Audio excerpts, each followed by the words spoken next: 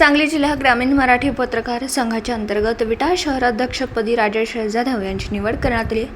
याबाबत निवडीचे अधिकृत पत्र महाराष्ट्र राज्य मराठी पत्रकार संघाचे राज्य संघटक संजय भोकरे यांच्या हस्ते आणि जिल्हाध्यक्ष प्रताप मेटकरी यांच्या उपस्थितीत देण्यात आले. या निवडीनंतर बोलताना नवनिर्वाचित विटा शहराध्यक्ष राजेश जाधव म्हणाले, राज्य संघटक संजय भोकरे साहेबांच्या मार्गदर्शनाखाली आणि जिल्हाध्यक्ष प्रताप मेटकरी यांच्या नेतृत्वाखाली पत्रकार संघटनेच्या माध्यमातून विटा शहरातील पत्रकारांचे प्रश्न व अडचणी सोडविण्यासाठी प्रयत्नशील आहे. विटा शहराध्यक्षपदाची जबाबदारी सर्व सहकारी पदाधिकाऱ्यांसोबत घेऊन सक्षमपणे पार पाडली जाईल. पत्रकार संघाच्या विकासासाठी सर्वोपरी योगदान दिलं जाईल. विटा प्रतिनिधी शिराज भैया शिकलगार, विटा.